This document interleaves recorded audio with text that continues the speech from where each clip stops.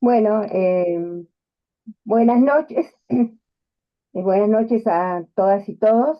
Gracias por estar acá con nosotros y especialmente gracias a Leandro, que es el director de la película, que accedió a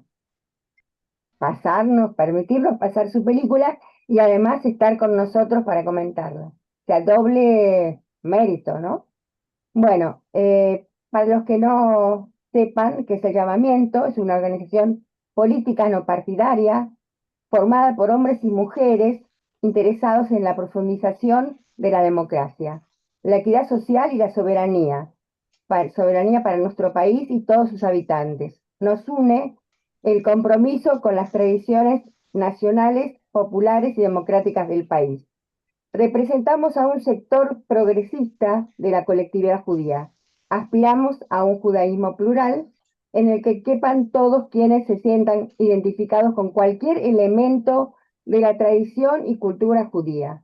Nos oponemos a cualquier tipo de discriminación. El llamamiento tiene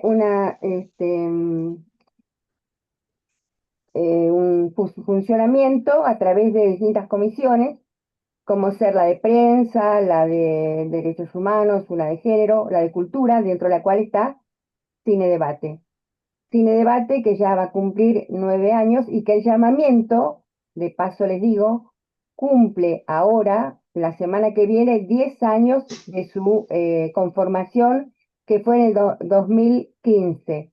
Se conformó como llamamiento argentino judío en una gran asamblea donde se han formado otras comisiones. Bueno, ahora paso a comentarles que después que nuestro invitado diserte, explique, comente, se exprese, ustedes pueden levantar la mano y yo les voy a dar la palabra por orden para preguntar, comentar. Daré la palabra de tres por vez y Leandro contestará lo que él quiera. Dicho esto, y además les quiero comentar que, bueno, Paloma no pudo estar, que es la otra directora, coda directora, porque está en Berlín y el horario, la verdad, es muy terrible para ella, que se levanta muy temprano. Iba a hacer todo el esfuerzo, pero bueno, a último momento no pudo. Ahora paso para que Víctor se les presente a Leandro y a Paloma. A Paloma en ausencia, pero por lo menos va a ser la presentación. Víctor. Gracias, Alicia. Bueno, empiezo por presentar a Leandro. Leandro Coche es director de cine, editor, guionista, montajista. Su ópera prima, Adentro mío estoy bailando, de Klezmer Project, se estrenó en la sección Encounters de la Berlinale 2023, donde obtuvo el premio a la mejor ópera prima del festival. Ganó como mejor película argentina en el Festival de Cine de Mar del Plata. La película fue proyectada en algunos de los festivales de cine más prestigiosos del mundo, como el BFI London Film Festival, IDFA Festival International de Documentales de Ámsterdam, Bienal, Festival Internacional de Cine de Viena, Festival Internacional de Cine de Shanghái, Festival Internacional de Cine de Seúl, Festival Internacional de Cine de Mar del Plata y el Festival de Cine de Cracovia, y también en el FIC en Las Palmas de Gran Canaria, entre otros. Leandro, además, en este momento está desarrollando su segundo largometraje. Paso ahora a contarles sobre Paloma. Paloma Sachman, que, bueno, ya comentó Alicia que está viviendo en Berlín y por la diferencia horaria se le hace muy dificultoso. Allá son 5 horas más y ella madruga mucho por cuestiones de trabajo. Paloma nació en Buenos Aires en 1985. Es, además de codirectora de la película Adentro mío estoy bailando, junto con Leandro, es egresada maestra de música con orientación en clarinete del Instituto Superior Santa Ana. Actualmente trabaja como música, cineasta y productora. Ya la habrán visto en la película con su clarinete.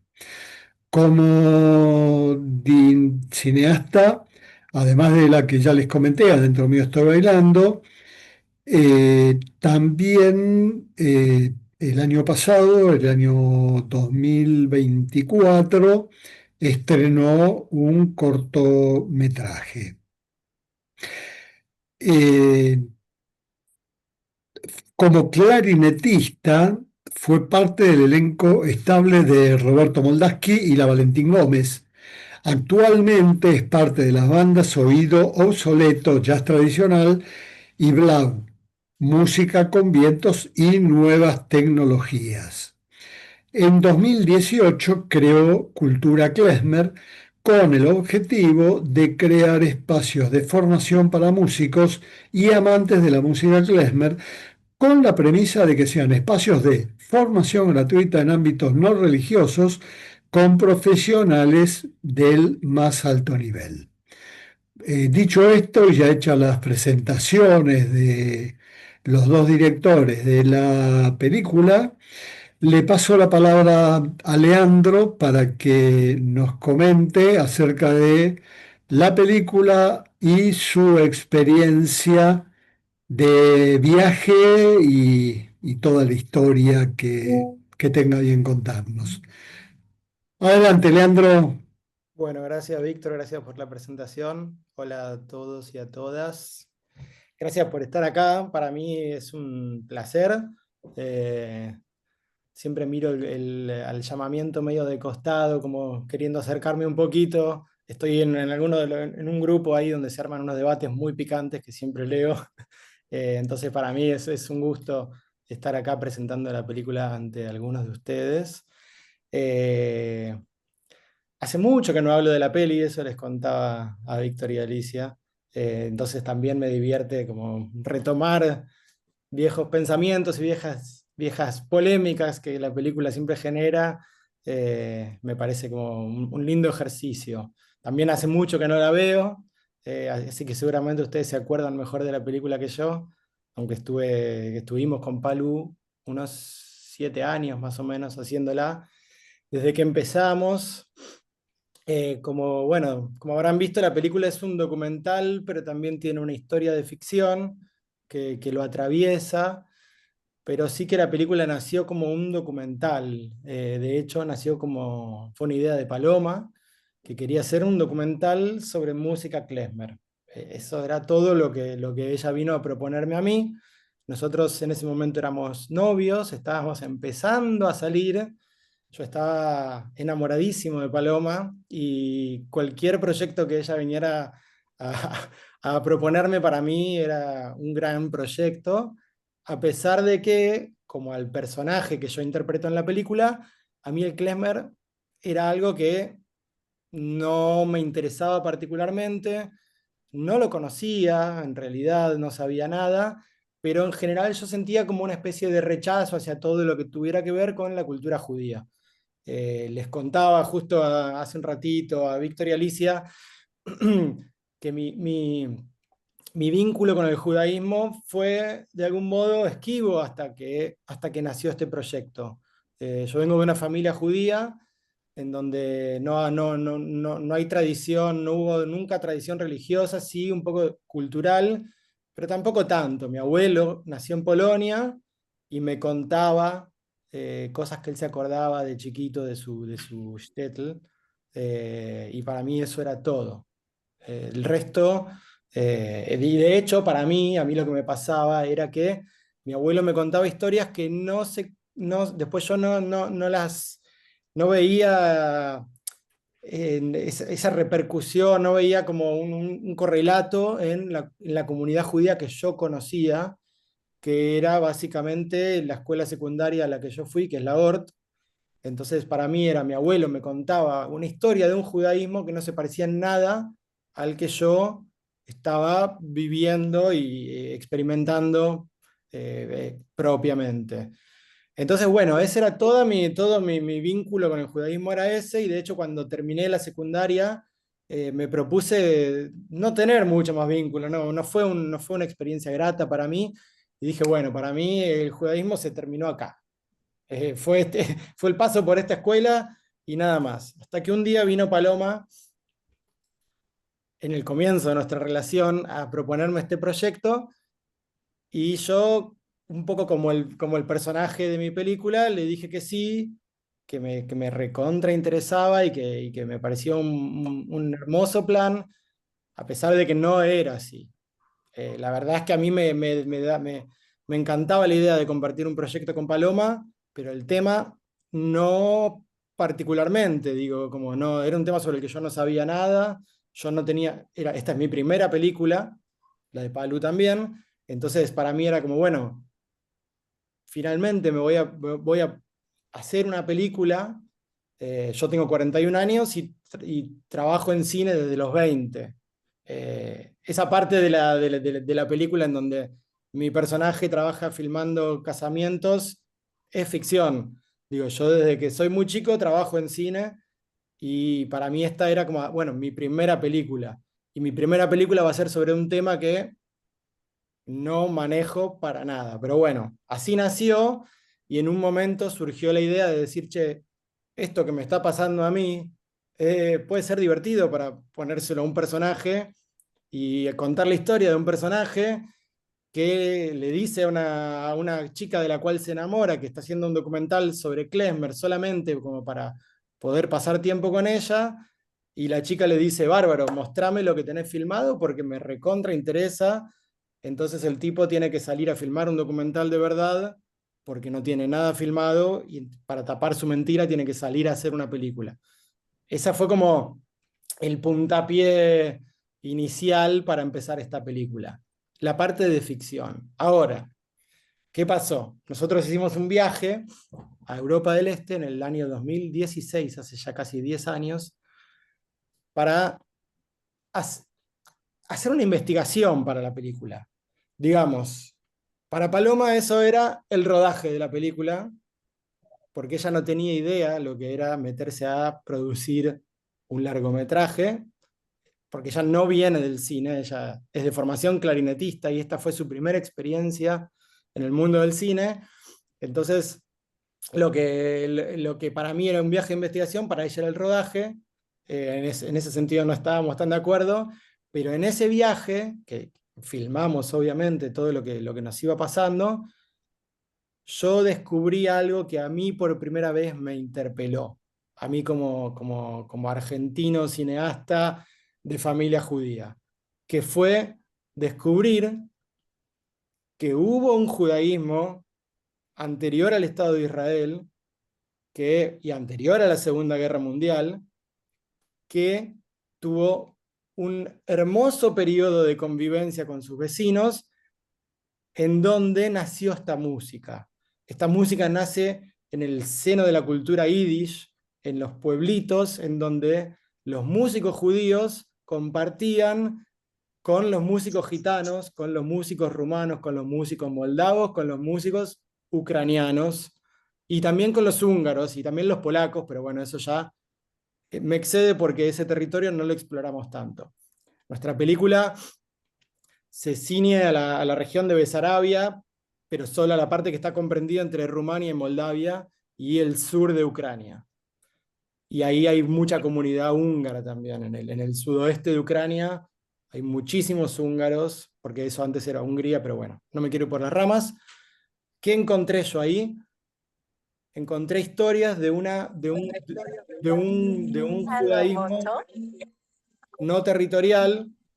Encontré historias de un judaísmo que vivía en la diáspora, en convivencia.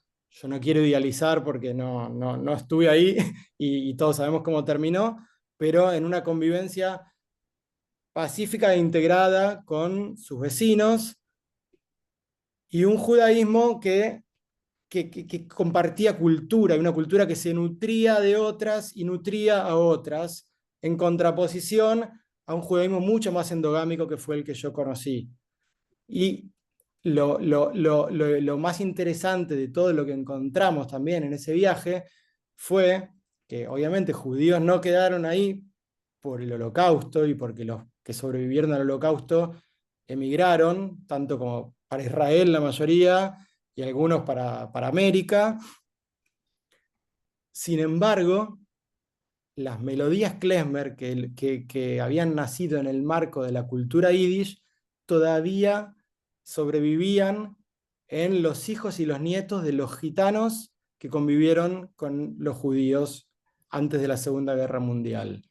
Esas melodías propiamente, klezmer, son melodías que no están en el repertorio klezmer, que es el más conocido, que es el que renació en los años 70 en Estados Unidos a partir del klezmer revival. En Estados Unidos se encontraron grabaciones, sobre todo de la región de Polonia, y nació el klezmer revival, que fue un movimiento muy importante en los años 70, en donde se rescataron un montón de melodías que son las más conocidas. Bueno, hay toda un arcoíris de melodías increíble, de canciones que son de esta otra región, que no fueron rescatadas por los propios judíos, y sin embargo, todavía las conocen los violinistas que son hijos o nietos de los que compartían los conciertos con los yiddish, con los judíos antes de la Segunda Guerra Mundial. ¿Qué pasaba? Los músicos que todavía recordaban estas melodías eran personas muy mayores.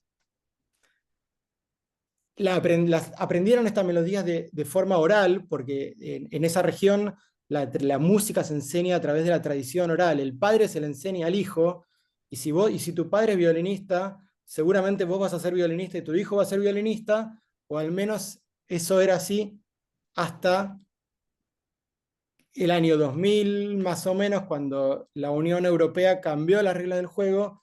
Entonces ahora los hijos de los violinistas de esa región ya no son violinistas, son albaniles en Europa Central, en Italia, en España, en Alemania. Trabajan en la construcción, ganan mucha más plata que siendo músicos y vuelven a sus países en el verano solamente. ¿Qué genera esto? Que esa tradición oral que fue sobreviviendo a través de las generaciones de músicos gitanos, rumanos, moldavos, ucranianos, se estaba por terminar. Es la última generación de violinistas que conocían estas melodías. Bueno, nosotros teníamos en nuestras manos la posibilidad de dejar un registro de todos estos músicos, de todas estas melodías, antes de que se termine, porque bueno, inexorablemente el paso del tiempo va a hacer que todos en algún día dejemos de estar, y esas personas ya eran muy mayores.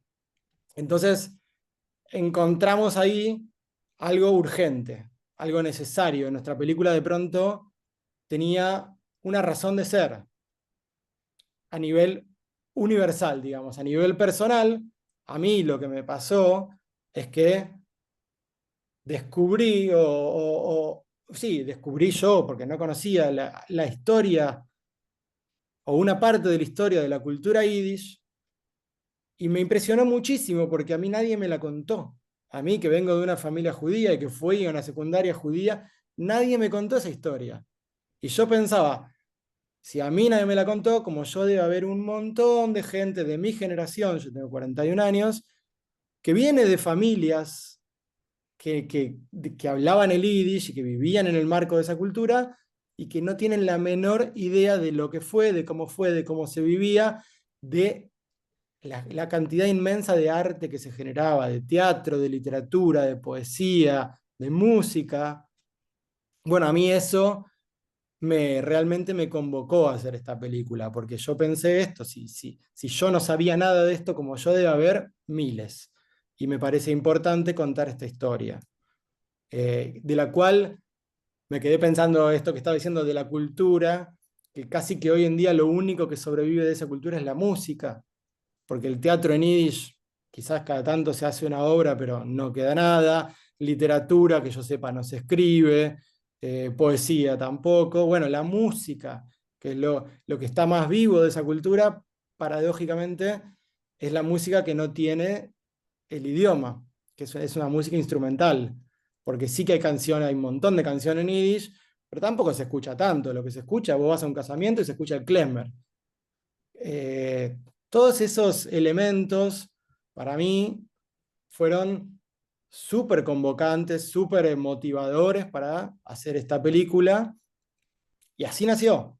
Después, bueno, empezó otra historia que fue hacerla, que fue, que fue un viaje muy difícil, en regiones donde obviamente el idioma era un impedimento, porque ahí nadie habla inglés, entonces no había un idioma en común para comunicarnos con los músicos. Europa del Este, sobre todo la región de Moldavia y Ucrania, son lugares muy pobres, y realmente queda en Europa, pero es otro mundo, como dicen algunos, es el segundo mundo. Entonces las condiciones para filmar la película fueron realmente difíciles.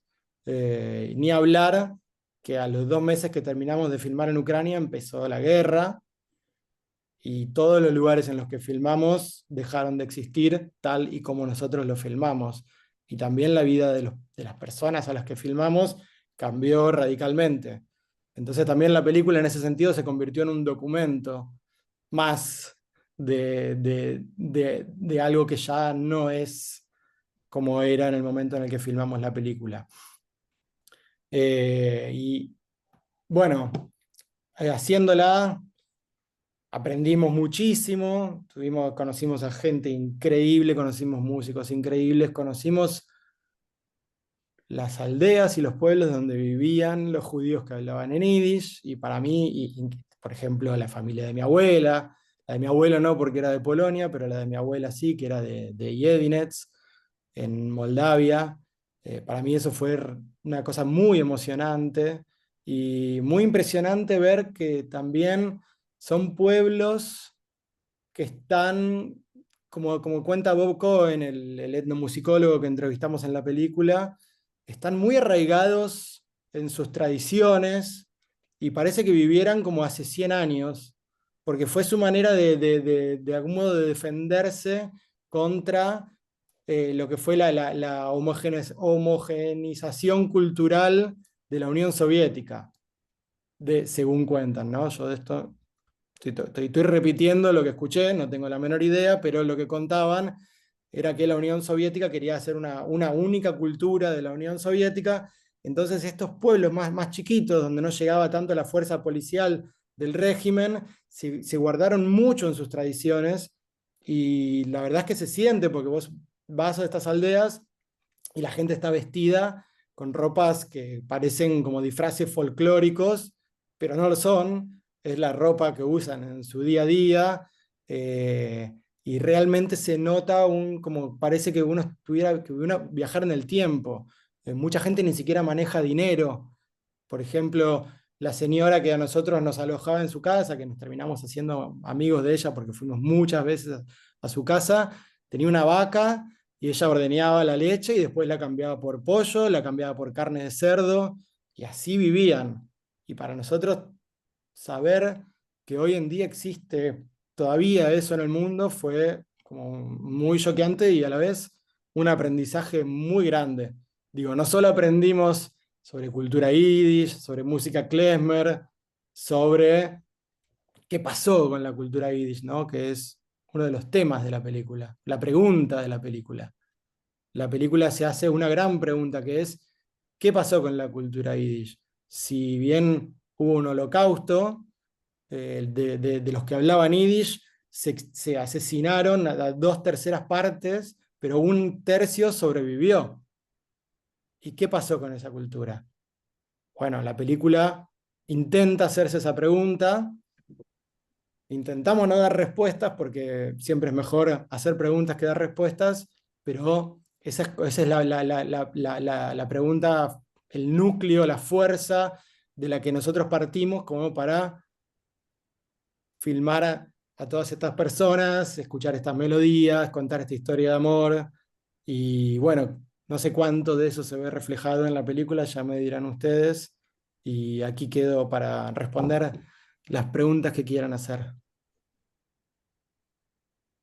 Te quiero hacer una pregunta muy cortita. Creo que comentaste que tardaron muchos años en terminar la película. ¿Cuánto duró el viaje? Fueron muchos viajes, no fue uno solo. Hicimos este de investigación en el 2016 después en el 2020, bueno, la íbamos a filmar en el 2019 y por cuestiones personales mías yo tuve que suspender el rodaje, por cuestiones de salud de mi familia. Y en el 2020 viajamos para filmarla y estábamos a punto de empezar el rodaje cuando empezó la pandemia. Así que de nuevo tuvimos que volvernos a Buenos Aires. Era muy loco porque en esa región el COVID era un mito, nadie creía en el COVID. Toda gente muy religiosa, con otra cabeza, y vos le hablabas nosotros estábamos con barbijo y la gente nos miraba como si estuviéramos locos, y bueno, nos tuvimos que volver, básicamente. Después volvimos en el 22, no, perdón, en el 21, ya estoy mareado, sí, fue en el 21 que volvimos, y estábamos en pleno rodaje cuando nos agarró COVID, a mí no, pero a casi todo el equipo técnico. Tuvimos que volvernos de nuevo, ahí nos volvimos a Austria, porque la película es una coproducción con Austria. Entonces nuestra base era en Viena. Y después volvimos a volver, y ahí sí podemos terminar la película. La terminamos de filmar, claro, finales del 21, porque ahí empezó la guerra de Rusia con Ucrania. Así que sí, fue ahí. Después empezó otro proceso que fue el montaje, que duró 1 año y medio, porque volvimos con unas 200 horas de material de una película que, si bien habíamos ido a filmarla con un guión, al ser un documental, la realidad obviamente siempre supera lo que uno se puede imaginar en el papel, y hay que reescribir, hay que encontrarla. Y por ejemplo, la voz en off en Yiddish, el cuento en Yiddish que lee Perla, es Perla Snee, que es la narradora, la profesora de Yiddish que está todo el tiempo contando ese cuento. Eso fue algo que apareció en el montaje de la película. De hecho, casi hacia el final del montaje, antes había una voz en off de mi personaje que yo detestaba con todo mi corazón, y sobre todo lo que nos pasaba era que nos faltaba, estábamos hablando de la cultura yiddish y no se escuchaba el yiddish en toda la película. Lo único que había en yiddish era una canción de Simge, que es el señor que cruza la frontera entre Ucrania y Rumania para vender cigarrillos y para ir al templo. Eso era el único sonido yiddish que había en toda la película. Entonces se nos ocurrió escribir un cuento que de algún modo funcione de contrapunto de lo que está pasando en la película, que vaya contando una historia que dialogue con la historia de Leandro y Paloma en Yiddish, y que esté leído en el marco de una clase de Yiddish a la que va Paloma. Bueno, así, eso fue como uno de los momentos más hermosos del montaje, porque ahí el Yiddish subió a la superficie con la hermosa voz de Perla, que yo la amo, y de pronto la película tenía toda una capa en donde podíamos escuchar por lo menos la lengua de la cultura de la que estábamos hablando, y eso fue revelador para nosotros. Me Bueno, fui gracias, súper por las gracias, ramas. Leo. Víctor, Sí, mira, justamente, y te agradezco, Lean, que lo hayas comentado, porque si bien me lo spoileaste, está muy bien, porque iba a hacer mención a algo importante que para mí resultó la, la voz de Perla como un hilo conductor a través de toda la película, y eso fue algo que me impactó. Pero por otro lado, en la película ustedes hacen mención también y fue algo que estuvimos hablando antes de empezar esto, la desaparición a medida que fue avanzando el siglo XX de la cultura yiddish, tanto en teatro como en un montón de otras artes. Y algo que hicieron mención ustedes en la película es que esto tiene que ver, por un lado, con la aparición del sionismo vinculado al hebreo y el budismo vinculado al yiddish. Eso me pareció algo muy fuerte y muy importante dentro de la película. Quería ver si tenías algo para comentar acerca de estos temas. Sí, bueno, para mí esto fue uno de los descubrimientos de los que hablaba antes, que yo tuve para mí durante la investigación que hicimos para la película. Descubrir que había un judaísmo socialista, que se identificaba con el Yiddish y que no buscaba un territorio propio, para mí fue una novedad. Era algo de lo que yo no tenía la menor idea. Y después, cuando uno va investigando, lo primero que salta es que había dos corrientes políticas muy fuertes dentro del judaísmo de Europa del Este, o de Europa, digamos, porque también en Alemania, que era el bundismo versus el sionismo. ¿Qué pasó cuando se funda el Estado de Israel en el 48? El Yiddish es directamente perseguido, es prohibido, no se puede hablar. ¿Por qué? ¿Cuáles son los motivos? Bueno, hay un montón de hipótesis, nadie tiene una respuesta muy clara, pero sí que fue una decisión política de las personas que fundaron el Estado de Israel, sí, de los dirigentes del Estado de Israel en ese momento. ¿Qué repercusión tuvo eso? Porque uno podría decir, bueno, entonces no se habla más no se habla Yiddish en Israel, todas las personas Yiddish parlantes que migran a Israel empiezan a hablar el hebreo, pero en el resto del mundo se debería seguir hablando, digo, en las colectividades del resto del mundo. Pero pasó otra cosa, que es, desde que se funda el Estado de Israel, se dejó de enseñar el Yiddish en las escuelas y se empezó a enseñar el hebreo. Entonces lo que yo entendí, preguntando y preguntando y preguntando, es que en Argentina, por ejemplo, el cambio más importante fue ese cuando se dejó de enseñar Yiddish en las escuelas judías, ahí ese fue como un golpe de gracia para el Yiddish en nuestro país. ¿Por qué el Estado de Israel tiene esta política anti-Yiddish? Bueno, no sé, la película de algún modo elabora algunas hipótesis.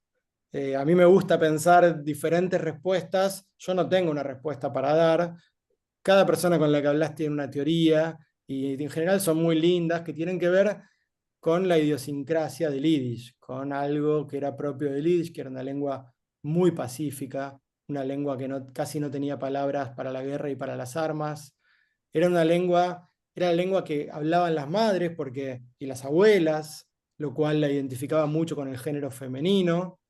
Esta es una teoría que nos contó Lucas Fisman, que es un profesor de Yiddish, que nos ayudó mucho con las traducciones del cuento. Y a mí me encantó porque el Yiddish estaba asociado con la mujer, mientras que el hebreo solo lo hablaban los hombres, antes de Israel estoy hablando, ¿no es cierto? El hebreo era la lengua sagrada que se usaba para rezar y para estudiar la Torá, entonces lo hablaban los hombres y el Yiddish lo hablaban todos, pero las mujeres solo hablaban Yiddish. Entonces estaba asociado con la debilidad del género femenino. Fíjate lo sexista y lo machista de ese pensamiento. Pero bueno, así como eso, hay muchas teorías que todas son interesantes, todas son lindas de pensar y más allá de la respuesta que uno quiera elegir o encontrar o con la que uno se quiera casar, la realidad es que desde que se fundó el Estado de Israel, la fundación del Estado de Israel fue el golpe de gracia para esa cultura, cuando podría haber sido lo que la salve de casi extinción a la que la llevó el Holocausto, ¿no es cierto? Sí, Así que sí. bueno, eh, Eso tiene que ver también con lo que estuvimos hablando antes, con respecto a la fuerza que tenía el teatro yiddish en las primeras décadas del siglo XX, cuando los actores hacían temporada en Europa en invierno y cuando era invierno en Buenos Aires, se trasladaban aquí. Esto tiene que ver, no sé si alguno de los que están aquí presentes participó cuando dimos la película de Divina Gloria, Sangre no es agua, que la estuvimos comentando, donde hablaba sobre la historia del teatro en Yiddish en Sudamérica y especialmente en Buenos Aires, que era como algo muy, muy importante, y también en el sur de Brasil. En el sur mira. de Brasil había bastante teatro en Yiddish. Y es lamentable cómo lo fueron haciendo desaparecer los propios judíos a partir del momento de la creación del Estado de Israel. Sí, mi abuelo me contaba que él era aficionado al teatro en Yiddish que iba todos los fines de semana. Y para mí eso era, bueno, otro aspecto más de lo que mi abuelo me contaba que no sé, que después yo no podía ver en la realidad, ¿no? Claramente hubo una cultura muy rica de Yiddish en Argentina que mi generación no llegó a ver. Digo, el Yiddish es las palabras que hablan, para mi generación, algunas palabras que hablan nuestros abuelos, porque en general ni siquiera es una lengua que hablen. Sí, y hay una frase que yo escuché mucho y leí también en algunos lugares. eh, el Yiddish es el único idioma sin ejército. Claro, la frase, no sé si es la misma, pero la película empieza con una frase que es, eh, Parecida, claro, que sí, que dice, un idioma es un dialecto con un ejército detrás. Es decir, exactamente. porque al Yiddish siempre se lo acusa de dialecto. No es un idioma, es un dialecto, de eso se lo acusa. Bueno, ¿cuál es la Sí, diferencia entre un idioma y un dialecto? Que el idioma tiene un estado, tiene un ejército. sí, Eh, por eso es importante, o por lo menos a mí me resulta muy importante la frase esa, que es la única lengua, el único idioma, el único dialecto que no tiene un ejército. Y es claro, significativo eso, ¿no? claro. Y esa frase cuando la vi en la película me- realmente me emocionó. Me emocionó tanto como cuando vi la película por primera vez el día del estreno, cuando fuimos con Alicia, que, que escuchar hablar en inglés, como te decía antes, que Mirta, una amiga, me dijo, me parecía estar escuchando a mis papás hablando. Claro. Claro, la voz de Perla que realmente me pareció alucinante. Es más, cuando eh, hablé con vos por esto que estamos haciendo ahora, te dije, bueno, podría ser Perla también si Paloma no puede, que esté presente, porque me pareció muy importante la presencia de Perla dentro de la película como hilo conductor, como dije antes. El problema es que si está Perla acá, yo no abro la boca porque Perla sabe tanto de todo lo que yo estoy hablando así de oído que me daría mucha vergüenza ponerme a opinar sobre. Ella es una estudiosa, ella es hija de Simha Sneh, que es un escritor, no sé si lo conocen. Simha era un polaco que luchó se escapó del Holocausto y vino a la Argentina y una vez que estuvo a salvo decidió volver a pelear en las filas del Ejército Rojo. Y luchó toda la Segunda Guerra Mundial y cuando terminó se volvió a la Argentina y escribió unos libros, tiene unas memorias increíbles sobre los años en Polonia y luchando en la Segunda Guerra. Es el padre de Perla. Y todos los libros están escritos en Yiddish, que era su lengua materna. Entonces, por eso Perla es tan estudiosa y es esta referente del Yiddish en Argentina, ¿no es cierto? Sí, sí. Recién, no sé si es Isabel o Claudia, quien fue la que escribió un chat donde habla de un libro de la escritora Julia Navarro. Yo no alcancé a terminar de leer, que dice que cuenta la historia. Si lo podés volver a colocar el chat porque se fue rápido. No Ah, sé si hace lo referencia. pongo. Es excelente el libro ese. Todo, cuenta toda la historia, mucho de lo que está contando Leandro y todo, de cómo se formó, de los pogroms, empieza de la época de antes, todo. Muy interesante, muy bueno. Acá veo en el chat de Isabel que recomienda el libro No me maten, yo ya estoy muerto, de Julia Navarro. Sí, Eh, recién habló Ese Isabel. libro, ese. sí, sí, sí, es muy bueno el libro, yo lo leí hace tiempo y me pareció muy bueno. Y también Susana pone la diferencia entre el ICUF y el sionismo, me la marcaron mis padres, fui a Summerland cuando era niña. Esa diferencia me refería no tanto a al Lenacim y lo otro. No, eso no lo entiendo. Ashkenazi debe ser. Ashkenazim debe ser. Claro. Lo Ashkenazim y lo otro, que es un poco difuso lo otro. Como en la película donde dice que a- al- al- a- dentro de del judaísmo, Ujú. a Lilith le decían aquel dentro de... Sí, Eso lo comentan también en la película. sí, Jenner creo que es en Yiddish. Aquel, para no Aquel, nombrarlo.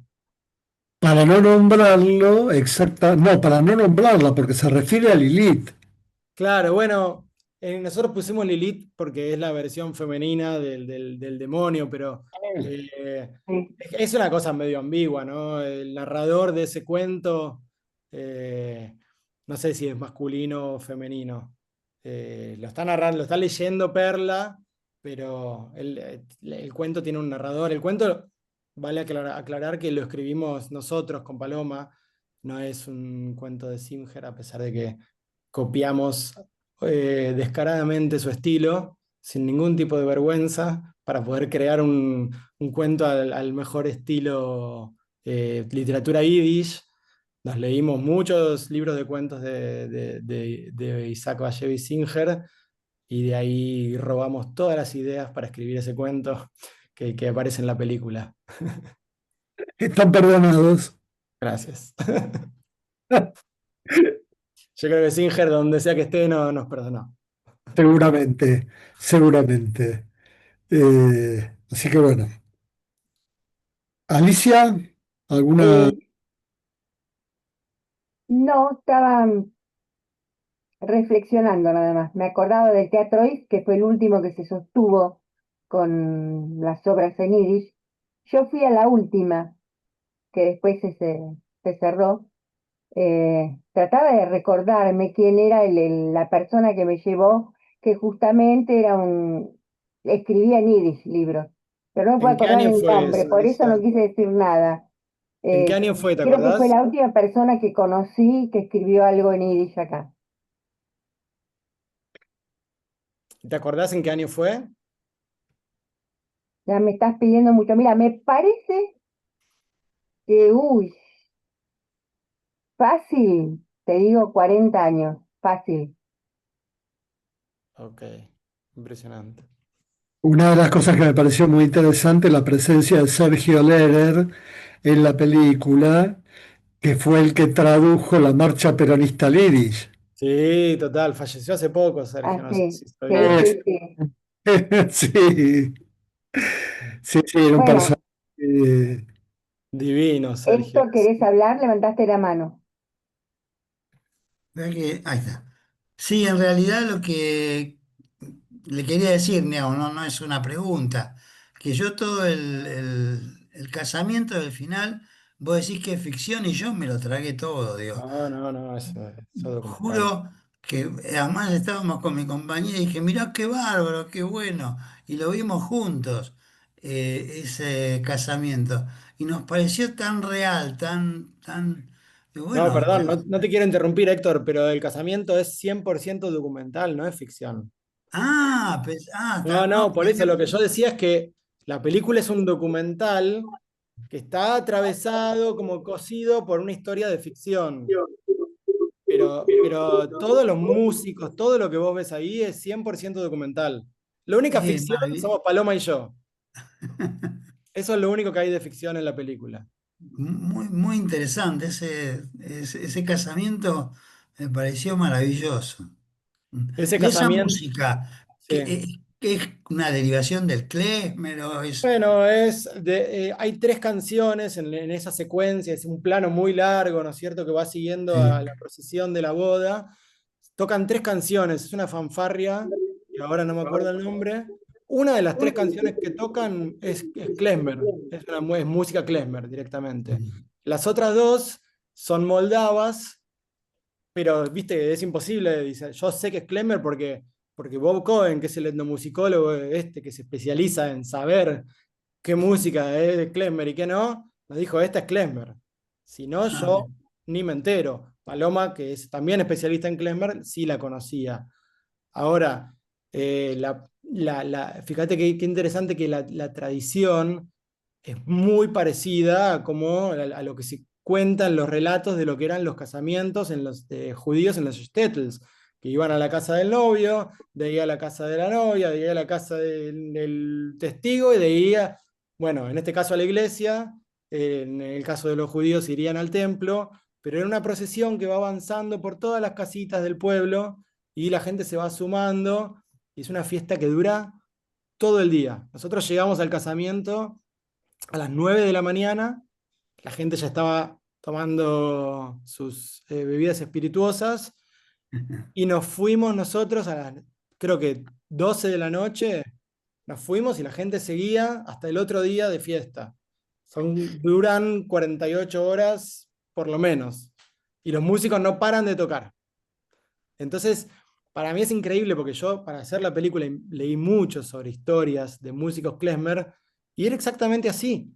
Todo lo que leímos era igual a eso que vimos después, que todavía existe, ¿no es cierto? Eso para mí es fascinante. Eh, sí, y es yo fascinante. jamás hubiéramos logrado poner en escena de forma ficcional una procesión tan hermosa como esa. Esa Claro. coreografía yo nunca podría inventarla. Es realmente, ¿viste cómo Sí, se una van maravilla, una cruzando? cosa que me... Sí, Sí, sí, fue muy muy lindo. buena, muy, muy buena esa parte. Fue muy lindo eso. Sí, ¿Puedo hablar? ¿Sí? ¿Quién sos? Perdón. Susana Groisman. Sí, dale, Susana. No, Si, quería si Héctor, aclarar perdóname, si Héctor ya lo que había, terminó, puedes hablar. Sí, ah, sí, dale, Susana, te escuchamos. sí, sí. Quería aclarar lo que había escrito porque me resultó muy esclarecedor lo que comentó Leandro sobre el lugar de la mujer en cada cultura, en el yiddish y en lo hebreo.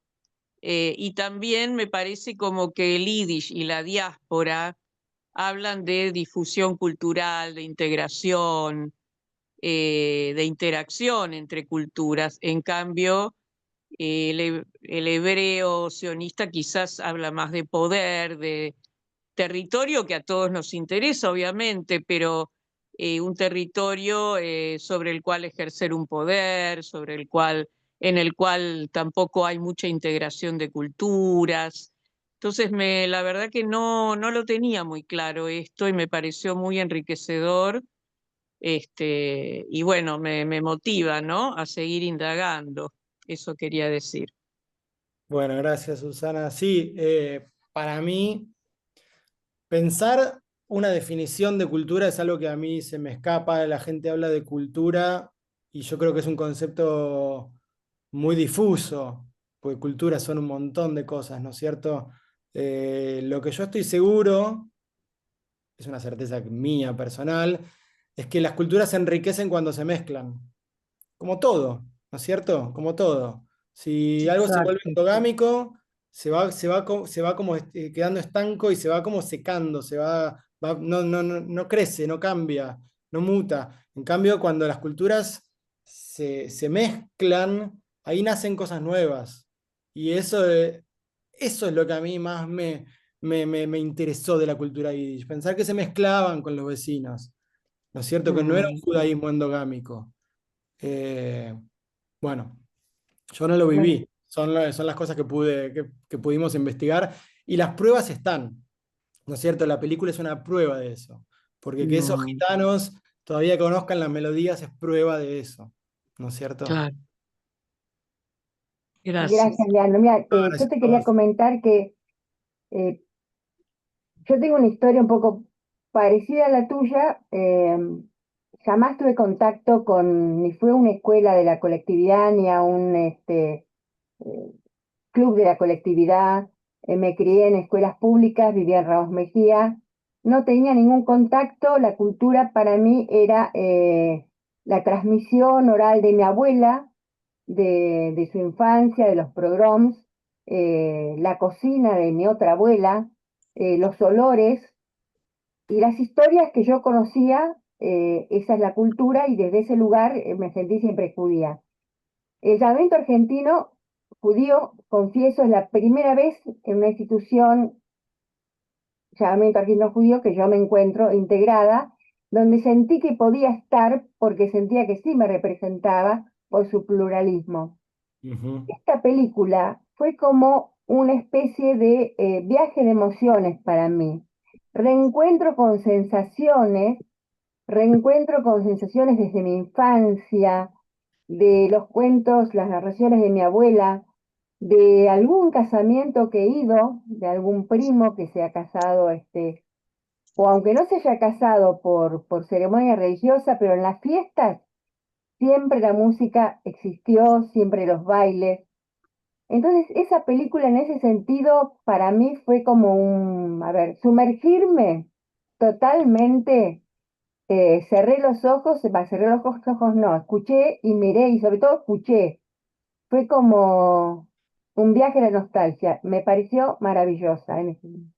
Bueno, gracias. Te agradezco muchísimo lo que decís, me emociona.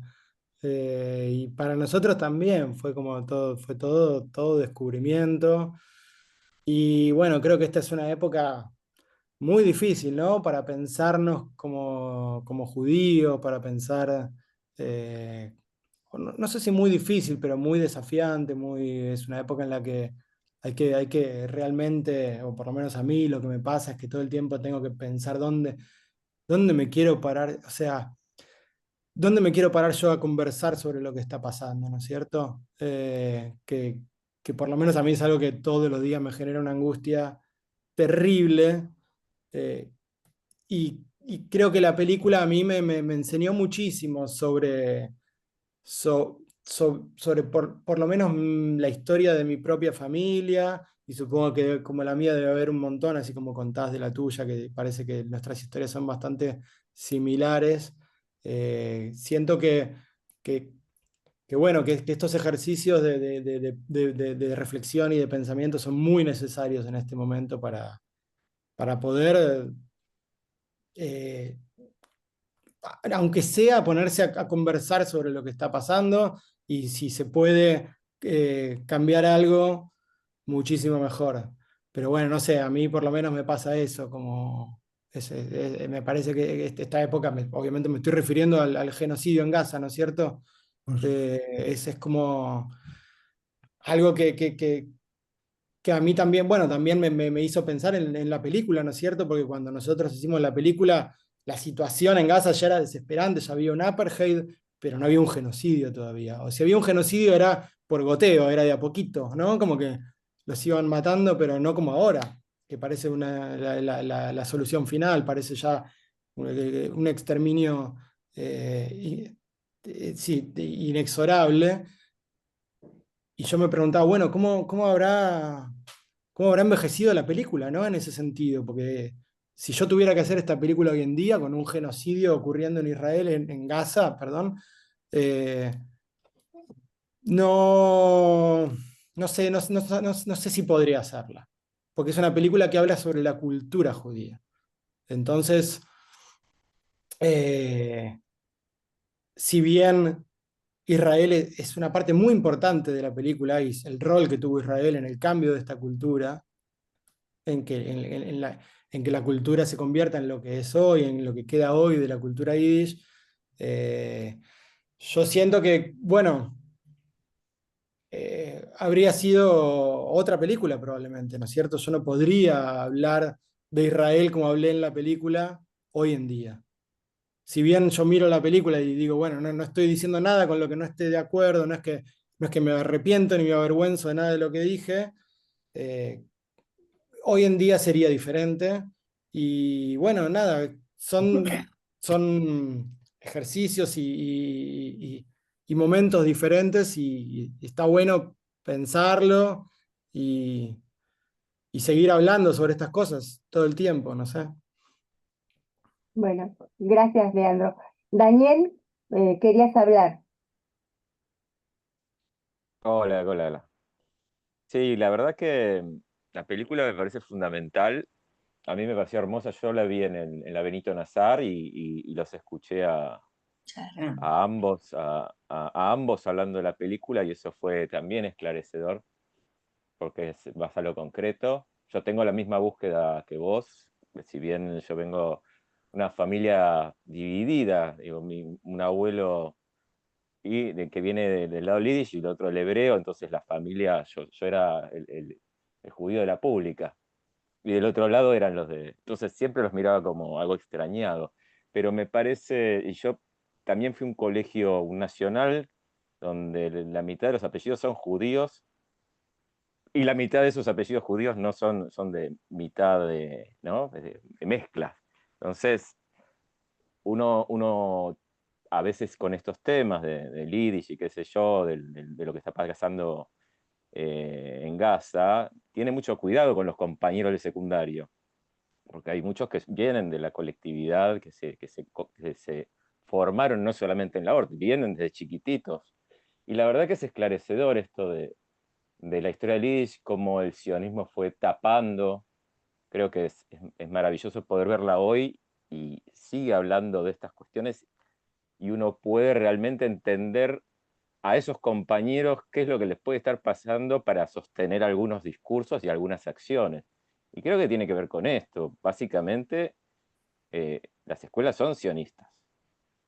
Y yo lo puedo ver porque como soy de otro mundo y he entrado a un jardín y al otro a mirar, porque uno va a visitar de repente a chicos que muestran su cierre de fin de año, como en un lugar no hay ninguna simbología sionista como es ahí en los colegios incufistas y lo que tenga que ver con el Yiddish, y en el otro ves la bandera de Israel desde chiquito. Entonces es muy difícil poder reconocer algunas cosas cuando vos tenés una bajada permanente ideológica, ¿no? Entonces, eso que pudieron ustedes mostrar muy bien en la película, a mí me hizo empezar a buscar otras cosas y tratar de, bueno, encontrar un poco más las raíces de qué es lo que está pasando en esta gente que puede seguir sosteniendo estas cuestiones que son, para mí, son terribles, ¿no? Como nos pasa a todos los de acá, seguramente. Pero bueno, por eso digo, para mí es fundamental haber visto esta película en ese sentido también. Gracias, Dani. Oye, ¿querías decir algo, Leandro? Sí, no, bueno, es una charla infinita, ¿no? La de Israel, pero yo entiendo de dónde viene esta defensa, esta imposibilidad que tiene mucha gente de la colectividad de asumir lo que está pasando, y tiene que ver con el lugar que ocupó Israel en el inconsciente de todos los judíos, que fue, bueno, hubo un holocausto, casi nos exterminan a todos, y ahora nació este lugar, ahora existe este lugar que es el resguardo que tenemos. Si todo se vuelve a pudrir como se pudrió, sabemos que ahí estamos a salvo. Eso ocupó un lugar muy importante en la cosmovisión de todas las personas de la colectividad, tengan la ideología que tengan. Entonces, por eso es muy difícil para mucha gente asumir lo que está pasando. Eh, yo, yo invito a todo el mundo a reflexionar en este sentido, porque creo que como judíos tenemos la obligación, habiendo tenido un holocausto en nuestra historia, de haber aprendido algo. Porque si nosotros como judíos no aprendimos algo de esa experiencia que vivimos, ¿qué queda para los demás? ¿No es cierto? Y ver que hoy en día es el Estado de Israel, que es el único Estado judío del mundo, el que está cometiendo un genocidio, para mí es como la fe en la humanidad se va a un lugar que es muy difícil saber cómo se sigue de eso. Por eso está buenísimo juntarse, hablar, hacer terapia de entre muchos y hablar con gente que sienta como uno para poder atravesar estos procesos, ¿no es cierto? Yo Bueno, tengo un Betty, ¿puede hablar? Betty, ¿puedo eh, hablar? Sí, sí, terminó Leandro. Leandro, terminaste. No, iba a contar una pavada, que es que, no una pavada, perdón, una cosa de color, que yo tengo un amigo guionista que se llama Pablo Solars, que no sé si lo conocen, es un guionista bastante importante, que, bueno, escribe todas las películas de Suar, entre otras, que en este momento, y el tipo es capitán de barco, tiene un velero, y en este momento está en la flotilla yendo a Gaza a llevar alimentos y bebidas y medicamentos y no sé qué, pero yo todos los días entro a ver sus bitácoras de viaje y temo por su vida, porque, digamos, están yendo hacia Gaza. Son actos que no está de más mencionarlos porque, no sé, yo admiro realmente a una persona que en este momento toma esa decisión y que decide jugarse la vida para intentar ayudar. Me parece realmente asombroso. Gracias, Leandro. Eh, una pequeña cosita y Betty, te paso la palabra. Yo creo que en este momento son cada vez menos los judíos que deciden negar lo que está pasando. O sea, cada vez son más los que están admitiendo. Bueno, Betty, tenés la palabra. Bueno, está bien, no, compartimos totalmente lo que se ha dicho, que es muy difícil para los judíos del mundo realmente ver lo que está ocurriendo con el gobierno de Israel. Desgraciadamente hay una confusión en alguna gente, lo que es un gobierno, lo que es un pueblo, ¿sí? Hay muchas reacciones, sí, pero no son suficientes para revertir esto. Bueno, independientemente de esto, quería comentar cómo fue disparador esta película en nuestra familia. Nosotros, yo en casa no se hablaba para nada, mi mamá argentina, mi papá vino de Rusia a los 4 años, sí por ahí Mauricio, que fue a un colegio, pero se acordaba poco del yiddish. Bueno, el tema es que lo sorprendente fue que yo, que no bebí eso, excepto alguna vez que venía un abuelo, jugaba al dominó con mi hermano y le decía, cuando se acababa las fichas, le decía, Koif, nicht tú, no está a comprar. Bueno, excepto eso, o una abuela, que muy pocas frases decía, surgió un montón de palabras y expresiones en yiddish que yo me pregunto de dónde me salieron esas. Y no solo a mí, sino a nuestros hijos. A Héctor los conoce, a Diego, a Sebastián, que nada tuvieron ninguna educación, todos somos de escuela pública, de compartir totalmente esto que se dijo con el yiddish, de una cultura no endogámica. Ahora, agrego algo, no solo la música sobrevive, sino la comida. Es muy importante eso, ¿no? Tenés razón. Exactamente. Eh, y bueno, y la verdad que empezamos a escribir todas esas palabras y esas expresiones, inclusive mi hijo menor, que menos, ¿viste? Nada que ver. Empezaron a surgir y lo tenemos, porque después con Mauricio empezamos a agregar un montón de expresiones y palabras y nos estamos preguntando todavía de dónde salieron esas. Es una cosa que no tiene una respuesta racional, porque te digo, el abuelo, esas cositas, y la abuela que me decía, Beatriz, Betty, vení al lado, vétale Kimmer situs, sentate acá. Lo único, después esas expresiones que en la televisión a veces también se dicen, pero pocas. Ahora también a mí me surgió comparar con el idioma de los pueblos originarios de nuestro país y de América. ¿Qué pasó con ellos? ¿Cómo el colonialismo barrió totalmente, aplastó y fueron desapareciendo? Y también ligado al poder, ¿no? Porque fue eso. Lo mismo acá, con el hebreo y el yiddish, que era el yiddish un poco más popular. Bueno, el tema de los pueblos originarios, que además vergonzosamente, viste, sostenían algo que les quedaba de su cultura. pero bueno, ahora resurgió también con orgullo lo que es los pueblos de nuestra América, ¿no? Entonces también se me ocurrió pensar qué pasó con esto, cómo está muriendo el Yiddish, que también arrasaron, el poder arrasó con esto, y como vos bien dijiste, en Israel hicieron homogeneizar, y bueno, y aparte era vergonzante los que hablaban. Yiddish. Así que, Hablaba bueno, en Yiddish, eso, vergonzante, perdón. sí, yo no sé, pero el Mauricio que estuvo, no le permitían hablar y era como, ¿a Allá quién en pertenecía? ¿A Israel. la plebe? No sé, a la masa popular, bueno. Y el tema es que todavía lo tengo y quería contactarme con este Lucas, que es maestro de Yiddish, Sí. porque lo escribimos así en fonética, nada más.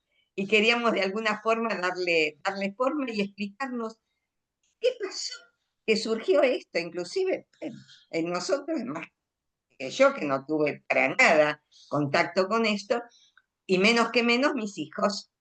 La verdad, un gran interrogante. Increíble, ¿no? La historia que contás me parece Gracias, increíble. Betty. Increíble. Quería preguntar, Betty, ¿cuándo viste la película? ¿Cuándo surgió este proyecto? Bueno, mira, mi hijo menor, que menos, sí por ahí han ido a Summerland, pero no una cosa, bueno, me dijo, mira, dan una película así. Sebastián Héctor, que lo conoce, me dice en el CCK, los invito. Ah, Yo tengo algunas dificultades, viste, motrices, y entonces dije sí, y fuimos, y fue una gran curiosidad, la verdad, escuchar hablar en Yiddish, realmente, y aparte ese viaje hacia los pueblos y el contacto con el pueblito de los gitanos, ese violinista desdentado, que digo, ¿de dónde? ¿De dónde aprendió? No había institutos de música. Y también pensé en, mi papá era uno de los menores, sí, el menor que vino de Rusia, eran 6 hermanos. Y vos sabés que tocaban el violín. así. Sí, yo creo que de oído mi papá no recuerda mucho, pero decía que él le miraba las piernas a la profesora de violín. Así que aparte fantaseaba mucho, fantaseaba mucho. Pero estos tíos nos reuníamos en la casa de uno, en Avenida San Martín, era gente no pudiente para nada, y se reunían y tocaban el violín. Y la Claro, música esa a mí me podía. claro, Era gente que, escúchame, el mayor vino con 14 años acá, el mayor de esos tíos. claro. Pero sí, el violín, como que... Y cuando Sí, mi era nieto, era el instrumento más tradicional. sí, evidentemente sí. Cuando mi Bueno, nieto en la escuela primaria habían puesto escuela de música y había violín y no sé qué otro instrumento, levantó la mano y dijo, yo voy a violín, estuvo una pequeña incursión. Ahora ese nieto es historiador, no dejó el violín ahí, pero fue una emoción muy grande porque, viste, eso que decía esta compañera, que fue un viaje a la emoción, a volver a algunas raíces que están ahí perdidas. Ahora Mauricio dice, eso se perdió, eso para qué, si no. Le digo, pero mira vos tus hijos, cómo recuerdan eso. Mm. Bueno, la verdad fue muy lindo ver tu película, la de Paola y de Paloma, y quiero saber el apellido de esta Perla. Perla El se apellido de llama. Perla es Schnee, S-N-E-H. Ah, bueno, después lo voy a escribir. S-N-E-H. Igual que Simha Snake. bueno, Claro. Claro, es la gracias. hija, eso contaba. Ah, claro. Es la hija Ay, de Simha, el escritor, que contaba que viajó, que volvió a Polonia a pelear en el Ejército Rojo. A la flor. Bueno, gracias, mira. Betty. Si terminaste, si no, te pediría que vayas redondeando. No, sí, Y me sí. gustaría escuchar el comentario, cómo le llegó la película a los otros compañeros o compañeras que están muy callados, tan llenos de la película que no pueden hablar.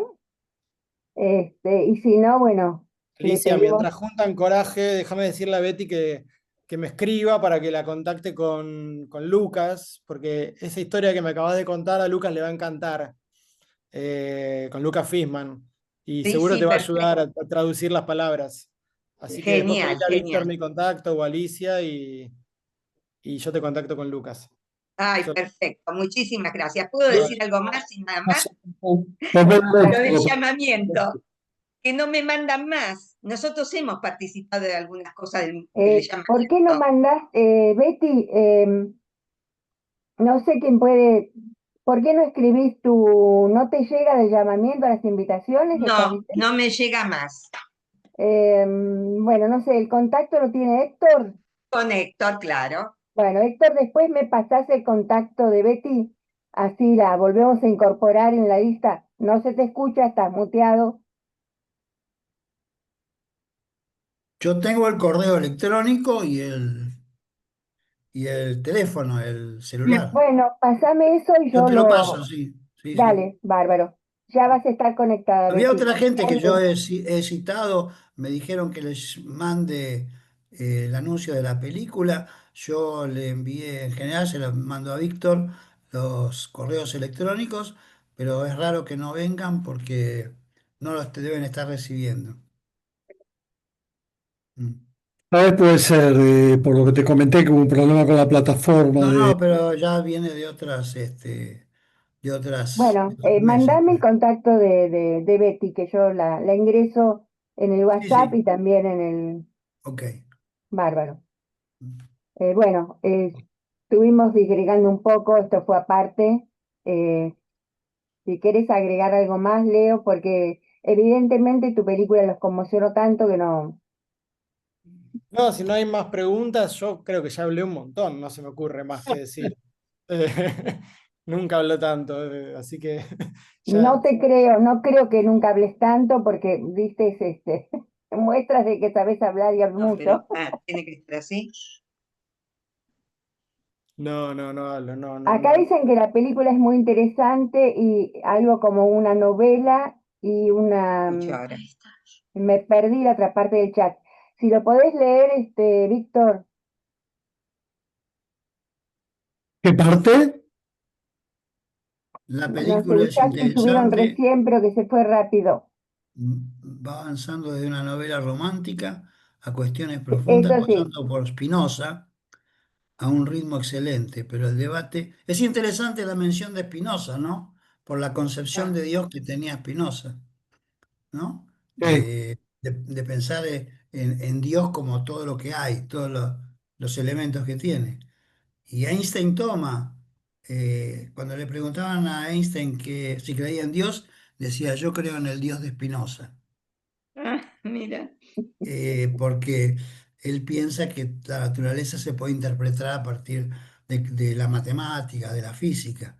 Y ahora el problema está entre combinar la física cuántica con la ley de la relatividad, porque no pueden conectar eso, es un tema que queda pendiente, una de las grandes paradojas, ¿no? Mm. Y otra cosa que quería comentar que dijo Betty sobre los pueblos originarios, que en los partes diarios que mandaban cuando fue la conquista del desierto, en 1879, los indios muertos rondan los 29.000 aproximadamente, ¿no? 29.000 con un resto que ahora no me lo acuerdo, pero lo curioso de todo eso es que sucedió con 100 años de diferencia, lo que fue acá el genocidio, lo de la dictadura del 76, con eso, aquello que pasó justamente 100 años antes. Y con Increíble. los mismos actores del lado de los perpetradores, ¿no? Bueno, bueno, Sí. vamos a ir cerrando. Queremos agradecerle, bueno, si querés saludar, Leandro, No, y yo por mi parte creo que ya hablé un montón. Ahora no sé si tengo algo más para agregar, solo decirles gracias por ver la película, por interesarse, por venir a esta charla. A mí me encantó ser parte. Voy a intentar venir a las próximas como espectador. Y eso, simplemente agradecerles a Héctor y Alicia. Y quedo a disposición, ya sea para Betty, para contactarte con Lucas, o si a alguien luego se le ocurre una pregunta o quiere charlar de lo que sea sobre la película, yo estoy a disposición, agradecido. Bueno, muchas gracias. Muchas gracias a todos ustedes por estar aquí, por acompañarnos una vez más. Muchas gracias a Leandro. Quiero comentarles además, de pasarle la palabra a Víctor para que también se despida, que el 26 vamos a hacer la fiesta del cumpleaños del llamamiento de 10 años y además vamos a celebrar Rosh Hashanah en La Valleja 180. Ya va a salir el flyer y les va a llegar a todos la invitación. Dicho esto, buenas noches. Muchas gracias por estar aquí y Víctor, te paso la palabra. En principio quiero decir una cosa, cuando Leandro le dice que está a disposición, doy fe de ello, porque me acuerdo todavía que fue, no me, alrededor de junio del año pasado, leo en página 12 sobre la película, lo busco no me acuerdo si en Instagram o en Facebook, y lo contacto y a los 15 minutos estábamos hablando con él y me estaba invitando junto con Alicia a la función a la que, bueno, aproveché y fui con mi hija que estaba en Buenos Aires porque no vivía acá. Así que si él le dice que está a disposición, realmente lo está y te agradezco muchísimo tu participación porque realmente fue muy esclarecedora la película y también tus comentarios. Lamento que no haya podido estar Paloma, pero que es comprensible por la diferencia horaria. Nos pasa a veces, tenemos compañeros que viven en el exterior y no pueden estar. Y bueno, gracias a todos por haber participado. Les comento también que para todas estas charlas son muy importantes los desayunos que organiza el llamamiento en Big Joe los sábados, sábado por medio, ¿es, no, Alicia? Sí, el próximo va a ser el 11 de octubre. No es sábado por medio, generalmente es una vez por mes. A veces eh, Una, hacemos dos en a el veces mes. dos por mes, a veces se hace uno por mes. Es como una milonga que se llamaba cada dos por tres porque no hay mucha fiesta. Entré por eso. Esto es Bueno, cada dos por tres. el Así próximo es el 11 de octubre, con dos invitadas muy especiales. Es una madre de Plaza de Mayo y una hija de hijos de historias desobedientes. historias de Sorrento, Erika Lauderer, que es una persona maravillosa. Sí. Así, no, por mi parte, solo agradecerles el participar y los esperamos la próxima vez, que no va a ser el mes que viene. El mes que viene nos tomamos vacaciones un mes y empezaremos nuevamente en el mes de noviembre. Así que gracias a todos y hasta el próximo Cine Debate y especialmente gracias a vos, Lea. Gracias a todos. Gracias, Bueno, gracias, Leandro. Muchas Gracias a gracias. todos. Muchas te invitemos gracias. al Chao, que Fue estén muy bien. hermosa, 26. Una hermosa reunión. Gracias, Leandro. Gracias a ustedes, a todos. Sí, muy linda.